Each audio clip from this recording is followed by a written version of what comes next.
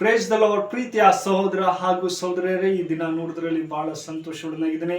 ಯೇಸು ಕ್ರಿಸ್ತನ ಶ್ರೇಷ್ಠವಾದ ನಾಮದಲ್ಲಿ ನಿಮಗೆಲ್ಲರಿಗೂ ವಂದನೆ ಸಲ್ಲಿಸ್ತೇನೆ.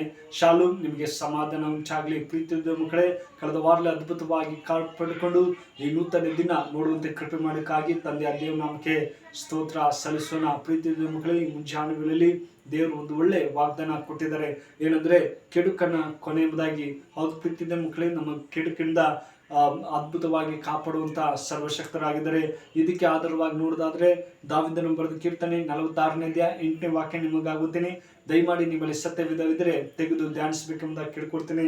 ಅಲ್ಲಿ ಹೀಗೆ ಹೇಳ್ತಾರೆ, ಬನ್ನಿರಿ ಯೆಹೋವನ ಕಾರ್ಯವನ್ನು ನೋಡ್ರಿ, ಆತನು ಭೂಲೋಕದಲ್ಲಿ ಎಂಥ ಪ್ರಳಯವನ್ನು ನಡೆಸಿದ್ದಾನೆಂಬುದಾಗಿ.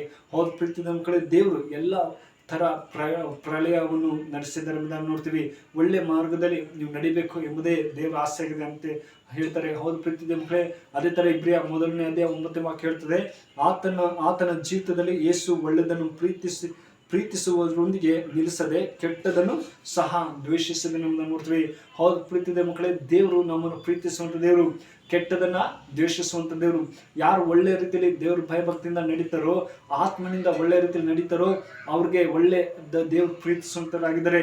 ಅಯ್ಯೋ, ನಾನು ಒಳ್ಳೆದನ್ನೇ ನಡೀತಾ ಇದ್ದೀನಿ ಎಂಬುದಾಗಿ ನಾವು ಆಲೋಚನೆ ಮಾಡುವುದು. ಆದರೆ ದೇವ್ರು ಹೇಳ್ತಾರೆ, ಕೆಟ್ಟದನ್ನು ಸಹ ದ್ವೇಷಿಸ್ತೀನಿ ಎಂಬುದಾಗಿ ದೇವ್ರ ವಾಕ್ಯ ಹೇಳ್ತದೆ. ಪ್ರೀತಿಯ ಮಕ್ಕಳೇ, ಅದೇ ತರ ಜಗತ್ತುತ್ಪತ್ತಿಗೆ ಸೈತನ್ ಯಾವ್ದನ್ನ ಹೇಳ್ತಾರೆ, ಯೇಸು ಸ್ವಾಮಿ ಒಳ್ಳೆಯವರಿದ್ದಾರೆ ಎಂಬುದಾಗಿ ಸೈತನು ಯೋಹಾನ ಬರೆದ ಸುವಾರ್ತೆಯಲ್ಲಿ ನೋಡ್ತೇವೆ. ಪ್ರೀತಿಯ ಅಪೊಸ್ತಲರು ಹೇಳ್ತಾರೆ ನೋಡಿ, 10ನೇ ಅಧ್ಯಾಯ 28ನೇ ವಚನ ಇರ್ತದೆ, 38ನೇ ವಚನ ಇರ್ತದೆ, ಒಳ್ಳೆಯದನ್ನು ಮಾಡುತ್ತಾ ಮತ್ತು ಜನರನ್ನು ಕೆಟ್ಟತನದಿಂದಲೂ ದುರಾತ್ಮದಿಂದಲೂ ಬಿಡುಗಡೆಗೊಳಿಸಿದ್ದಾನೆ ಎಂಬುದನ್ನು ನೋಡ್ತೀವಿ.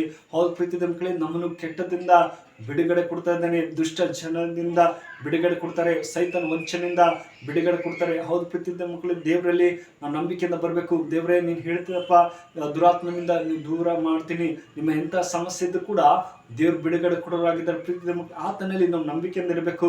ಕೆಟ್ಟ ಸೈತನ್ ಕಾರ್ಯಗಳಿಂದ ಎಲ್ಲ ರೀತಿಯಲ್ಲಿ ವಂಚಿಸ್ತಾರೆ, ಆದರೆ ದೇವರು ಅದರಿಂದ ಬಿಡುಗಡೆ ಕೊಡೋ ಬಂದಿದ್ದಾರೆ. ನಾವು ಆತನಲ್ಲಿ ನಂಬಿಕೆಯಿಂದ ಜೀವಿಸಬೇಕು ಎಂಬುದಾಗಿ ಹೇಳ್ತಾರೆ. ಅದೇ ತರ 2ನೇ ಥೆಸಲೋನಿಕ ಪೌಲು 2:8 ಹೇಳ್ತದೆ, ಆ ಧರ್ಮ ಸ್ವರೂಪನು ಯೇಸು ಕರ್ತನು ತನ್ನ ಬಾಯಿ ಉಸಿರಿನಿಂದ ಕೊಲ್ಲುವನು, ತನ್ನ ಪ್ರತ್ಯಕ್ಷತೆಯ ಪ್ರಕಾಶದಿಂದ ಸಂಹರಿಸುವನು ಎಂಬುದಾಗಿ.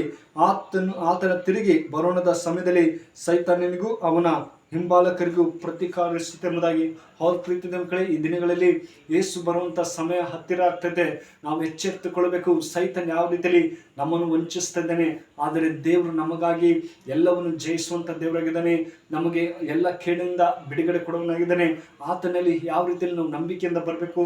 ದೇವರೇ, ನೀನು ಹೇಳ್ದಲ್ಲಪ್ಪ, ನಿನ್ನ ಕಿಡುಕಿಂದ ಬಿಡುಗಡೆ ಕೊಡುತ್ತೆ ಎಂಬುದಾಗಿ.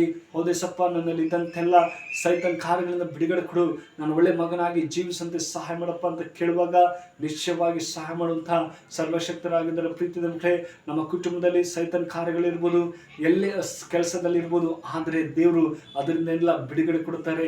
ನಾವು ನಂಬಿಕೆಯಿಂದ ಜೀವಿಸಬೇಕು. ದೇವ್ರು ಜಯ ಕೊಡುವಂಥ ದೇವರಾಗಿದ್ದಾನೆ. ಈ ವಾಕ್ಯ ನಿಮ್ಮ ಜೀವಿತದಲ್ಲಿ ಆಶ್ವಸಿ ಕಾಪಾಡಿ.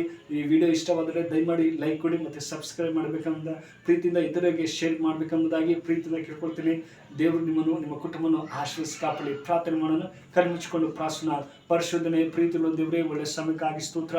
ಪ್ರೀತಿയുള്ള ದೇವರೇ, ಕಳೆದ ವಾರದಲ್ಲಿ ಅದ್ಭುತವಾಗಿ ಕಾಪಾಡಿಕೊಂಡು ಈ ನೂತನ ದಿನ ನೋಡುತ್ತೆ ಕೃಪೆ ಮಾಡಿದಪ್ಪ, ನನಗೆ ಸ್ತೋತ್ರ. ದೇವರೇ, ಕೆಡುಕಿಂದ ನೀನು ಬಿಡಿಸುವಂತ ದೇವರು. ಯಾರು ಈ ವಿಡಿಯೋ ನೋಡ್ತಾರೋ ಅವರನ್ನು ಆಶ್ವಸಿಸು, ಕಾಪಾಡು. ಎಲ್ಲ ಸೈತನ್ ಕಾರ್ಯದಿಂದ ಬಿಡುಗಡೆ ಕೊಡು ಅಪ್ಪ. ಒಳ್ಳೆ ಬೈಬಲ್ತಿಂದ ಬೆಳೆಯುತ್ತೆ ಸಾಗಡಪ್ಪ ಅಂತ ಪ್ರಾರ್ಥಿಸಿದ್ರೆ, ಪ್ರೀತಿയുള്ള ದೇವರೇ, ಚಿಕ್ಕ ಪ್ರಾರ್ಥನೆ ಕೇಳಿದಂತೆ ಯೇಸು ಕ್ರಿಸ್ತನಲ್ಲಿ ಬಿಡ್ತಾನೆ ಜೀವ ತಂದೆ. Amen. May God bless you.